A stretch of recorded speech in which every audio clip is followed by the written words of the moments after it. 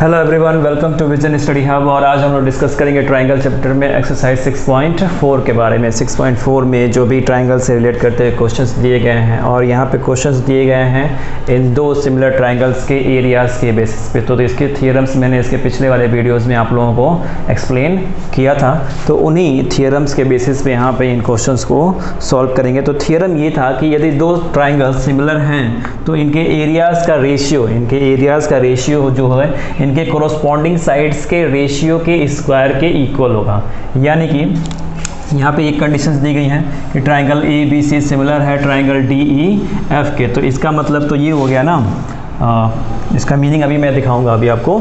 तो यहाँ पे और भी चीज़ें दी गई कि area of triangle A B C इतना दिया है, area of triangle D E F 121 centimetre square, और ई एफ की वैल्यू दी गई है, इसकी वैल्यू 15.4 सेंटीमीटर ये दिया गया है। बी सी पूछ रहा है, बी सी की वैल्यू फाइंड करने के बारे में पूछ रहा है। तो मैंने आपको बताया कि area of triangle A B C और ट्रायंगल डी ई एफ के एरियाज़ का सिमिलर रेशियो जो है वो इनके कोरोस्पॉन्डिंग साइड्स के रेशियो के स्क्वायर के इक्वल होगा। यानी कि टू फार्मूला की बात करें तो ये हो जाएगा area of triangle A B C upon area of triangle D E F equal हो जाएगा कोरोस्पॉन्डिंग साइड्स के रेशियो का स्क्वायर। यानी कि A B upon D E का square equal B C upon E F का square equal A C upon क्या है, डी एफ है, डी एफ का स्क्वायर।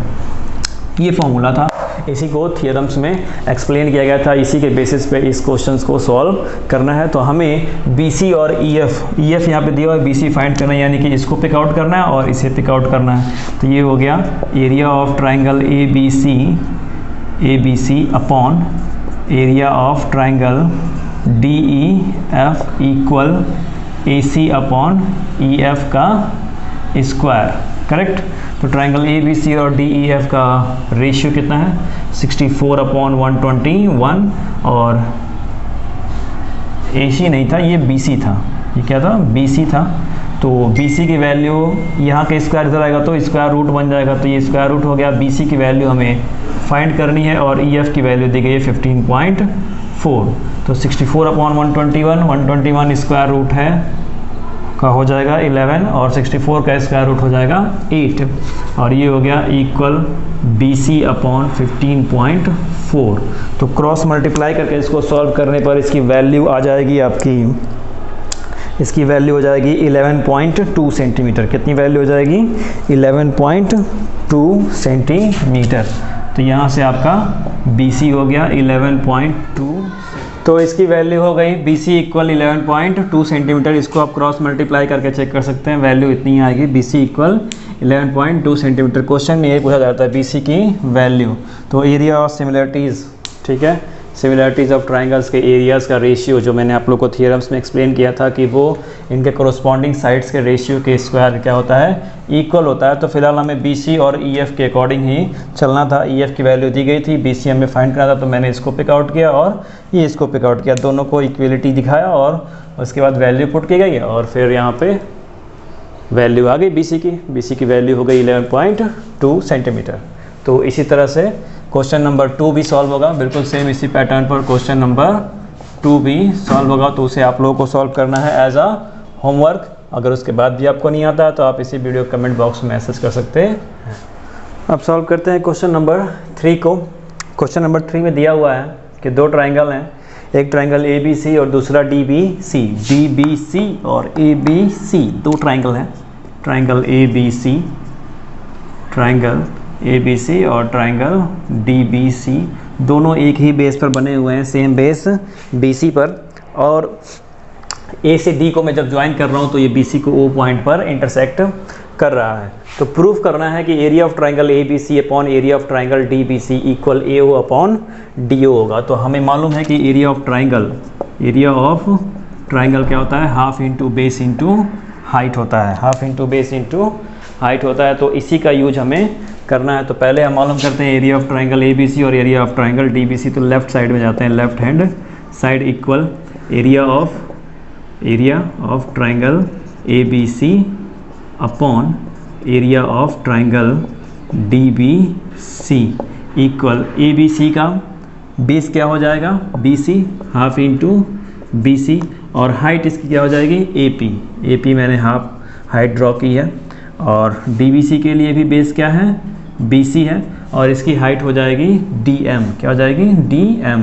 तो हाफ BC से हाफ BC कैंसिल, और बचा हमारे पास AP upon DM equation number 1, equation number 1 में। अब AP अपॉन DM क्या होगा यही हमें चेकआउट करना है, जो भी होगा उसके इक्वल लाकर रख देंगे, इक्वल में आएगा AO अपॉन DO, यही आना है। कैसे? तो AO अपॉन DO को लाने के लिए दो ट्राइंगल APO और ट्राइंगल DMO, इन दोनों को चेकआउट करते हैं। तो मैं राइट कर रहा हूँ in triangle APO and triangle DMO में, करेक्ट ना। Angle APO equal angle DMO क्या लिखेंगे, बोथ 90 डिग्री, दोनों क्या हैं 90 डिग्री के हैं। फिर angle AOP equal angle DOM, vertically opposite angle equal होते हैं, वर्टिकली अपोजिट एंगल क्या होते हैं इक्वल होते हैं। तो इसके अकॉर्डिंग क्या हो गया, ट्राइंगल APO सिमिलर हो गया ट्राइंगल DMO के, सिमिलर हो गया कौन से रूल से, AA क्राइटेरिया रूल के अकॉर्डिंग। दो एंगल क्या है इसके इक्वल हैं, तो ये सिमिलर हो गया। तो जब सिमिलर हो गया तो इसका मतलब क्या हुआ, तो इसकी मीनिंग ये हो गई कि AP अपॉन DM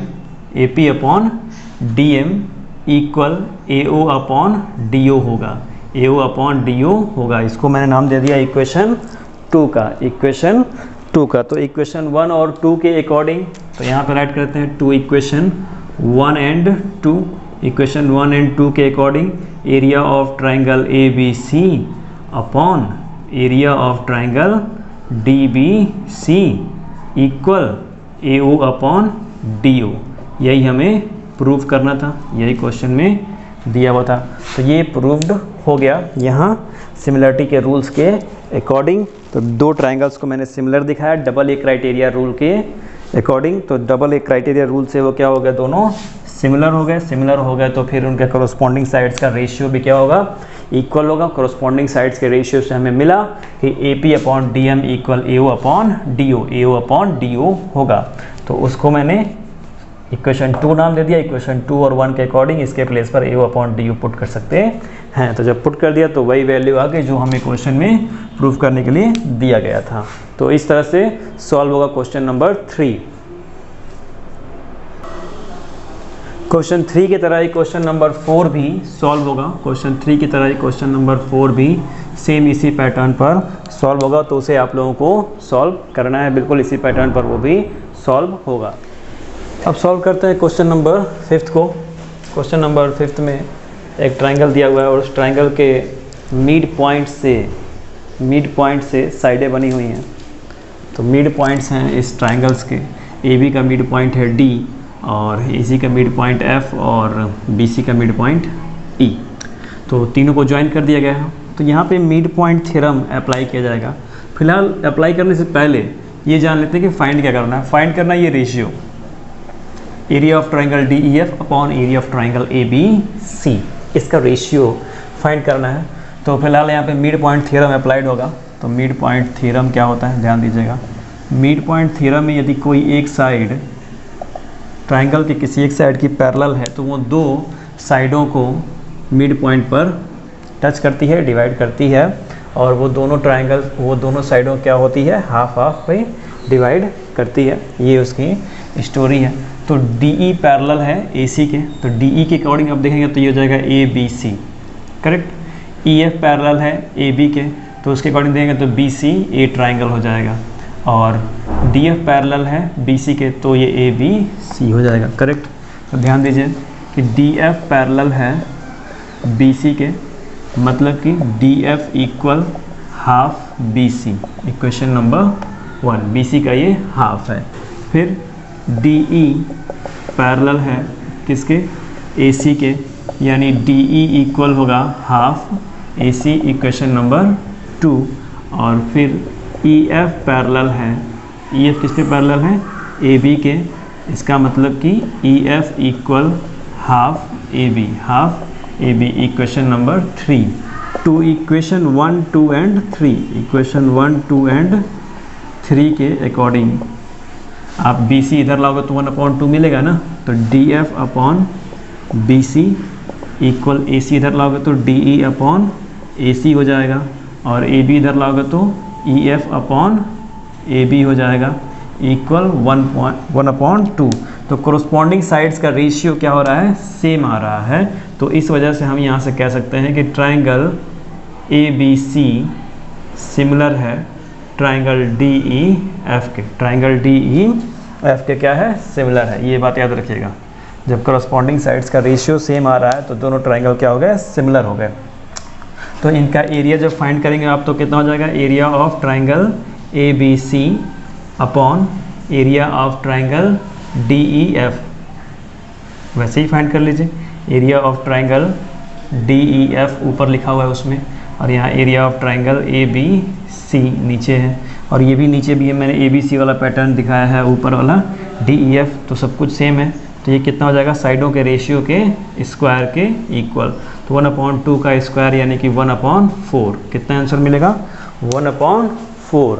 तो इसका वैल्यू हो जाएगा 1/4। साइडों के रेशियो के स्क्वायर के इक्वल होता है। दोनों ट्राइंगल्स को सिमिलर दिखाए और इक्वेशन 1 और 2 और 3 से, और फिर उनका एरिया का वैल्यू ला दिया 1/4। तो क्वेश्चन नंबर 5 की तरह ही क्वेश्चन नंबर 6 भी सॉल्व होगा, बिल्कुल सेम इसी पैटर्न पर क्वेश्चन नंबर 6 भी सॉल्व होगा। तो उसे आप लोगों को सॉल्व करना है एज अ होमवर्क। अब सॉल्व करते हैं क्वेश्चन नंबर 7 को। क्वेश्चन नंबर 7 में ये दिया हुआ है कि प्रूफ कीजिए, एक स्क्वायर दिया हुआ है ABCD। तो कह रहा है कि प्रूफ कीजिए कि स्क्वायर की साइड पर बना हुआ एक इक्विलेटरल ट्राइंगल, ये क्या है, इक्विलेटरल ट्राइंगल है, और एक ये डायगोनल है BD पर बना हुआ भी एक इक्विलेटरल ट्राइंगल है। ये है ट्राइंगल DBF, और ये है ट्राइंगल ABE। तो कह रहा है कि इसकी साइड पर बना हुआ इक्विलेटरल ट्राइंगल जो है वो हाफ होगा इक्विलेटरल ट्राइंगल DBF, यानी कि डायगोनल पर बने हुए इक्विलेटरल ट्राइंगल का हाफ होगा।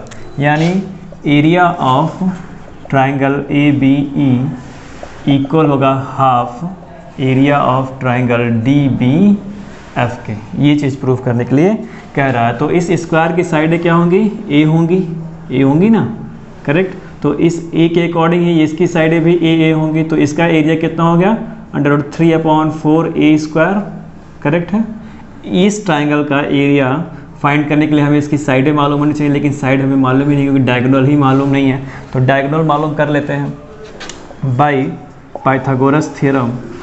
पाइथागोरस थ्योरम किस में अप्लाई कर रहे हैं, इन ट्राइंगल ABD में, क्योंकि हमें BD मिल जाए, क्या मिल जाए, BD मिल जाए। तो AB² plus AD² equal BD², ये हो गया A² plus A² equal BD²। तो यहाँ से हमें BD की वैल्यू मिली √2A। कितनी मिली, √2A, यानी इसकी सभी साइडें कितनी हो गई, √2A। तो अब इसका रेशियो ज़रा फाइंड करते हैं। तो area of triangle ABE upon area of triangle DBF। ABE का एरिया कितना हो गया, √3/4A², और इसका एरिया कितना हो गया, √3/4 √2A का होल स्क्वायर। तो ये तो कैंसिल हो गया, ये मिला A² और ये हो गया 2A²। तो A² से A² कैंसिल मिला 1/2, क्रॉस मल्टीप्लाई करेंगे तो ये कुछ इस तरह से हो जाएगा। Area of triangle DBF equal area, ये हो जाएगा 2 area triangle ABE। Triangle ABE 2 जाएगा तो इधर ऊपर मल्टीप्लाई करेगा। तो सीधी सी स्टोरी है, ये आपको प्रूफ करना था। ये क्या करना था, आपको प्रूफ दैट में दिखाना था। तो यहाँ का 2 इधर आएगा तो हाफ बनेगा ना, हाफ बनेगा, करेक्ट है। तो इसको आप इधर लाओगे तो ये बन जाएगा ना, half area triangle DBF equal area of triangle ABE।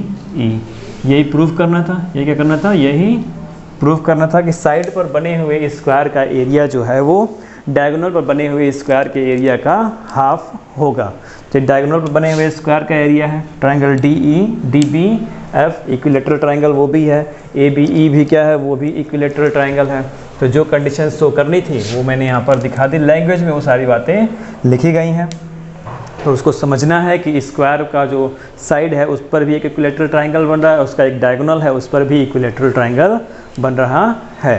तो इस तरह से वो प्रूफ होगा। 7 की तरह ही सेम 8 और 9 क्वेश्चन भी है, MCQ है, सेम इसी पैटर्न पर सॉल्व होगा। वो तो बहुत ईजी है, इससे भी ईजी है, उसको आप लोग सॉल्व कर सकते हैं।